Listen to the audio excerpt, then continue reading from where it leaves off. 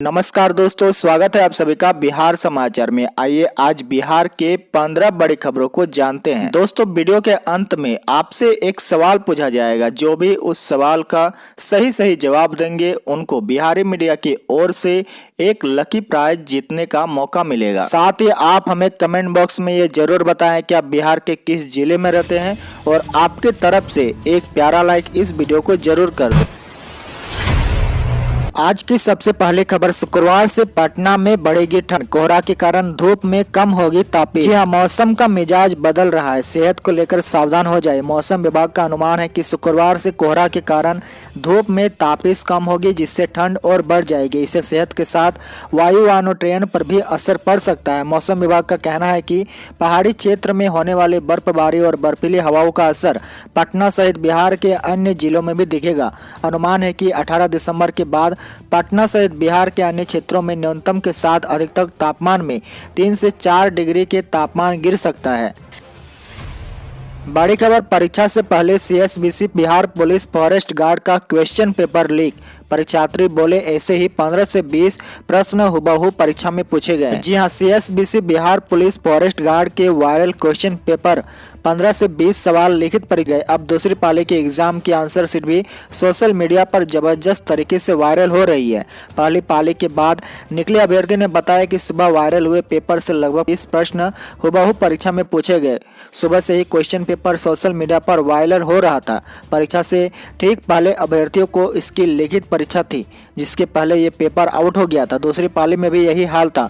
Answer sheet viral होते ही इसे लगातार अलग अलग सोशल मीडिया पर शेयर किया जा रहा था। क्वेश्चन पेपर आंसर के साथ शेयर हो रहा था। हालांकि बोर्ड इसे दलालों की साजिश मान रहा है, लेकिन इसे सोशल मीडिया पर जबरदस्त तरीके से फॉरवर्ड किया जा रहा है। बिहार के कॉलेजों में अब नहीं होगी एडमिशन की टेंशन, खत्म होगा सीटों का झंझट। राज्य में अब कॉलेज में छात्रों को एडमिशन के दौरान सीटों लेकर झंझट नहीं होगी। संबद्धता में देरी के कारण छात्रों को होने वाली परेशानी को दूर करने को लेकर उच्च शिक्षा निदेशालय ने नई गाइडलाइन जारी की है। आदेश दिया है कि अब सभी विश्वविद्यालय कॉलेज को ऑनलाइन संबद्धता देंगे। इससे 6 माह का काम अब 15 दिन में पूरा हो जाएगा। संबद्धता में देरी होने के कारण छात्रों को सबसे बड़ी समस्या होती थी। ऑफलाइन व्यवस्था होने के कारण काफी देरी होती थी। इससे छात्रों को नामांकन में भी समस्या आती थी। संबद्धता में देरी को देखते हुए ऑनलाइन व्यवस्था की जाएगी। संबद्धता के नवीकरण को लेकर कोई कॉलेज में नामांकन देरी से होता है। शिक्षा मंत्री का ऐलान, 23 फरवरी से जेईई मेन परीक्षा, साल में 4 बार एग्जाम। जी हाँ, केंद्रीय शिक्षा मंत्री रमेश पोखरियाल निशंक ने जेईई मेन 2021 परीक्षा का ऐलान कर दिया है। शिक्षा मंत्री ने बुधवार की घोषणा की। जेईई मेन परीक्षा 2021 का पहला सत्र 23 फरवरी से 26 फरवरी 2021 के बीच होगा। इस बार जेईई मेन 2021 का आयोजन साल में 4 बार किया जाएगा। फरवरी के बाद दूसरा सत्र मार्च, तीसरा अप्रैल और चौथा मई में होगा। ऐसा फैसला इसलिए किया गया ताकि अलग अलग समय पर होने वाले विभिन्न राज्यों की बोर्ड परीक्षाएं जेईई मेन परीक्षा के आयोजन में बाधा पैदा न करे। इससे पहले यह इंजीनियरिंग प्रवेश परीक्षा साल में 2 बार आयोजित होती रही है। निशंक ने छात्रों को संबोधित करते हुए कहा, एनटीए द्वारा चारों सत्रों की परीक्षाएं छात्र अपनी सुविधा के अनुसार दे सकेंगे। पहला सत्र 23 फरवरी से 26 फरवरी के बीच होगा। इसके बाद मार्च, अप्रैल और मई में भी एग्जाम होगा। आपके लिए बहुत बड़ा मैदान खाली है। आपके लिए अनेक अवसर है। आपको अंक सुधारने का अच्छा मौका मिलेगा। ग्रामीण इलाकों में महत्वाकांक्षी पेयजल आपूर्ति बंद रही तो मुखिया और वार्ड सदस्य पर भी होगी कार्रवाई। जी हां, बिहार में ग्रामीण इलाकों में पेयजल आपूर्ति सुनिश्चित करने के लिए सरकार ने सख्त रुख अख्तियार किया है। राज्य के पंचायतों के वैसे वार्ड जहां वार्ड क्रियान्वयन एवं प्रबंधन समितियों के माध्यम से नल जल योजना क्रियान्वित हो रही है, वहां अगर पेयजल आपूर्ति बंद रही तो मुखिया और वार्ड सदस्य पर भी कार्रवाई होगी। इस बाबत पंचायती राज विभाग ने सभी डीएम को पत्र लिखकर योजना की समीक्षा करने और दोषी मुखिया और वार्ड सदस्य पर कार्रवाई की अनुशंसा भेजने का निर्देश दिया है। पंचायती राज विभाग ने डीएम को लिखे पत्र में साफ किया है कि इस योजना के कार्यान्वयन मुखिया के द्वारा वार्ड क्रियान्वयन एवं प्रबंधन समिति के माध्यम से कराया जा रहा है। ग्राम पंचायत के मुखिया होने के नाते उन्हें उपलब्ध कराई गई सरकारी राशि का समुचित उपयोग सुनिश्चित करना उनकी जिम्मेदारी है। उस राशि से सृजित की गई संपत्तियों से आम तमाम लोगों को लाभ मिलता रहे, यह सुनिश्चित कराना भी उनकी जिम्मेदारी है। यदि वे इस पर ध्यान नहीं देते हैं, जिसके कारण पेयजल आपूर्ति बाधित हो रही है, तो ऐसी स्थिति में उन पर धारा 18(5) के अंतर्गत कार्रवाई की जाएगी। अगली बड़ी खबर, प्रथम इंटर स्तरीय मुख्य परीक्षा 2014 के एडमिट कार्ड जारी। बिहार कर्मचारी चयन आयोग ने इंटर लेवल मुख्य परीक्षा 2014 के लिए 25 दिसंबर की तारीख तय कर दी है। इससे पहले यह परीक्षा 13 दिसंबर को आयोजित होने वाली थी। यही वजह थी कि उम्मीदवारों को परीक्षा के एडमिट कार्ड का बेसब्री से इंतजार था। परीक्षा तिथि में बदलाव करने को लेकर भी नोटिफिकेशन आधिकारिक वेबसाइट पर जारी किया गया है। अब परीक्षा से 7 दिन पहले परीक्षा के एडमिट कार्ड जारी किए जाएंगे। 18 दिसंबर को इस परीक्षा के एडमिट कार्ड जारी हो सकते हैं। आधिकारिक वेबसाइट www.bssc.bihar.nic.in पर जाकर ही एडमिट कार्ड डाउनलोड किए जा सकेंगे। आपको बता दें कि इससे पहले बिहार कर्मचारी चयन आयोग की प्रथम इंटर स्तरीय संयुक्त प्रतियोगिता परीक्षा 2014 की मुख्य परीक्षा के एडमिट कार्ड जारी कर दिए गए हैं। सेना में जाने का सुनहरा मौका, 8 जिलों के युवा आज से कर सकेंगे अप्लाई। जी हां, सेना में जाकर देश की सेवा करने की चाह रखने वाले उत्तर बिहार के युवाओं के लिए एक अच्छी खबर है।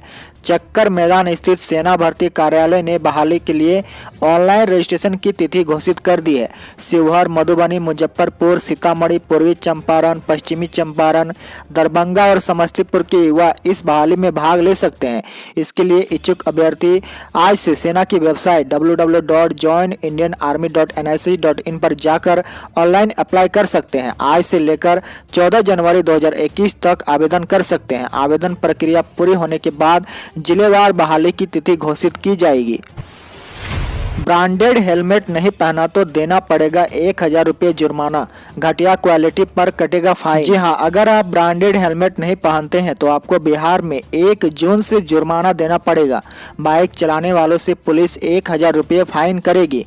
फाइन कटने से बचने के लिए लोग घटिया क्वालिटी का भी हेलमेट पहन लेते हैं, लेकिन अब यह आदत आपको महंगी पड़ने वाली है। रोड सेफ्टी को ध्यान में रखकर केंद्रीय सड़क परिवहन एवं राजमार्ग मंत्रालय ने हेलमेट से संबंधित कानून बनाया है। यह कानून पूरे देश में 1 जून से लागू होगा। इस कानून में सबसे खास फोकस ब्रांडेड हेलमेट और वह भी हल्का पहनने को अनिवार्य किया गया है। खराब क्वालिटी के हेलमेट बेचने और बनाने वाले के खिलाफ भी कड़ी कार्रवाई होने वाली है। 7 जिलों से गुजरेगा दरभंगा आमस ग्रीनफील्ड एक्सप्रेसवे, इन शहरों को होगा फायदा। जी हां, राज्य में करीब 212 किलोमीटर लंबे की लंबाई में बनने वाले 4 लेन आमस दरभंगा ग्रीनफील्ड एक्सप्रेसवे से राज्य के विकास को गति मिलेगी। यह सड़क राज्य के 7 जिलों से होकर गुजरेगी। इनमें गया, जहानाबाद, नालंदा, पटना, वैशाली, समस्तीपुर और दरभंगा जिला शामिल है। इस एक्सप्रेसवे के निर्माण पर करीब 7,500 करोड़ रुपए के खर्च का अनुमान है। इस सड़क को बनाने के लिए 233 राजस्व गांवों में भूमि अधिग्रहण की कार्रवाई शुरू हो गई है। मार्च 2021 तक 4 पैकेज में टेंडर आमंत्रित होंगे और निर्माण एजेंसी का चयन कर जून 2021 तक काम शुरू किया जाएगा। इंटर स्टेट बस टर्मिनल के पास 76 एकड़ जमीन पर बनेगा पटना मेट्रो, प्रक्रिया शुरू। जी हां, पहाड़ी व रानीपुर मौजा में मेट्रो निर्माण के लिए 76 एकड़ जमीन की मांग नगर विकास एवं आवास विभाग की ओर से की गई है। मंगलवार को जिला भू अर्जन कार्यालय की समीक्षा के दौरान डीएम कुमार रवि और जिला भू अर्जन पदाधिकारी ने बताया कि इंटर स्टेट बस टर्मिनल के पास पहाड़ी व रानीपुर मौजा में कुल 76 एकड़ जमीन की अधियाचना भू अर्जन के लिए की गई है। डीएम ने संबंधित अधिकारियों को आवश्यक निर्देश दिया है। अगले साल राज्य कर्मियों को मिलेगी 39 छुट्टियां। जी हां, राज्य सरकार ने अगले साल यानी 2021 के लिए राज्य कर्मियों की छुट्टी घोषित कर दी है।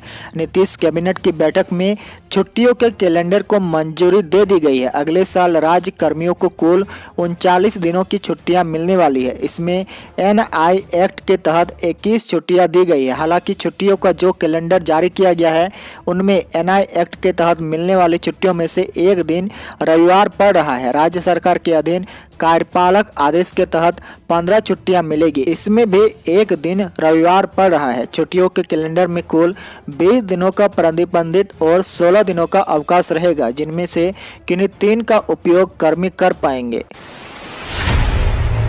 पीएम केयर्स के पैसे से बना पटना का कोविड अस्पताल बंद, 500 बेड के हॉस्पिटल में मरीज ही नहीं पहुंचे। जी हां, कोरोना पीड़ित मरीजों के इलाज के लिए पटना के बिहाटा में बना खास अस्पताल बंद होने जा रहा है।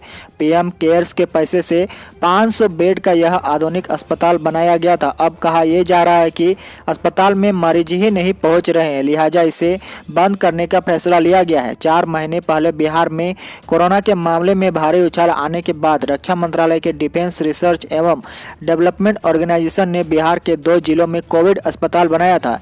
एक पटना के बिहाटा में खुला था तो दूसरा मुजफ्फरपुर में, लेकिन बिहाटा में बने अस्पताल में मरीज ही नहीं पहुंचे। फिलहाल इस अस्पताल में कुल 10 मरीज भर्ती हैं। इसी के साथ ही बात करते हैं राज्य में कोरोना अपडेट को लेकर। तो बिहार में पिछले 24 घंटों में कोरोना के 565 लोग पॉजिटिव मिले हैं। इसके साथ ही राज्य में कोरोना संक्रमित की संख्या बढ़कर 2,44,810 तक पहुंच गई है। बिहार में फिलहाल 5,484 कोरोना के एक्टिव मरीज हैं। वहीं दूसरी ओर राजधानी पटना में कोरोना का कहर थमने का नाम नहीं ले रहा। राजधानी पटना में एक बार फिर से सबसे ज्यादा 235 नए मामले सामने आए हैं। आपको बता दें कि पिछले 24 घंटों के भीतर 4 लोगों की कोरोना से जान चली गई है। इसके साथ ही राज्य में कुल मरने वालों का आंकड़ा 1329 तक पहुंच गया। बिहार के लोगों के लिए खुशी की बात यह है कि महज 24 घंटे के भीतर 24 कोरोना मरीज स्वस्थ हुए हैं। आज से बिहार के 300 डाकघरों में जन सेवा केंद्र की होगी शुरुआत। एक ही छत के नीचे मिलेगी कई सुविधाएं। जी हां, डाक विभाग की ओर से राज्य के 300 डाकघरों में जन सेवा केंद्र खोले जाएंगे। इसकी शुरुआत केंद्रीय दूरसंचार मंत्री रविशंकर प्रसाद ने अगले मार्च तक 532 डाकघरों में इसे खोलने की योजना है। इन डाकघरों में बिजली बिल, गैस, जाति प्रमाण पत्र, पेंशन, छात्रवृत्ति, पासपोर्ट, जन्म प्रमाण पत्र से लेकर रेलवे का टिकट बुक करा सकेंगे। यानी सारी सुविधाएं एक ही छत के नीचे मिलेगी। इसके लिए CSSC e governance services India और डाक विभाग के बीच MOU हुआ है। डाक विभाग के chief postal master general Anil Kumar ने बताया कि पहले चरण में बिहार के 300 डाकघरों में जनसेवा केंद्र की शुरुआत होगी। डाकघर शुरू से जनसेवा से जुड़ा हुआ केंद्र रहा है। जनसेवा केंद्र खुलने से लोगों को सहूलियत होगी। पहले टेस्ट के लिए भारत की प्लेइंग 11 घोषित। मयंक और पृथ्वी ओपनर होंगे। साहा को विकेट कीपिंग की जिम्मेदारी। उमेश तीसरे पेसर होंगे। जी हां, एडिलेड में खेले जाने वाले पहले टेस्ट के लिए टीम इंडिया ने प्लेइंग 11 का ऐलान कर दिया है। मयंक अग्रवाल और पृथ्वी शाह ओपनर होंगे। ईशांत शर्मा की गैर मौजूदगी में उमेश यादव तीसरे पेसर होंगे। वहीं टीम में 4 स्पेशलिस्ट बॉलर है। शमी, बुमराह व उमेश पेस डिपार्टमेंट संभालेंगे। रविचंद्रन अश्विन अंतिम 11 में अकेले स्पिनर है। हालांकि उनका साथ हनुमा विहारी दे सकते हैं। मिडिल ऑर्डर में चेतेश्वर पुजारा, विराट कोहली और अजिंक्य रहाणे होंगे। हनुमा विहारी 6 और रिद्धिमान साहा को 7 नंबर पर बैटिंग करा सकते हैं। आपके लिए आज का सवाल, वर्तमान में हमारे देश में शिक्षा मंत्री कौन है? इसका जवाब आप हमें कमेंट बॉक्स में जरूर बताएं।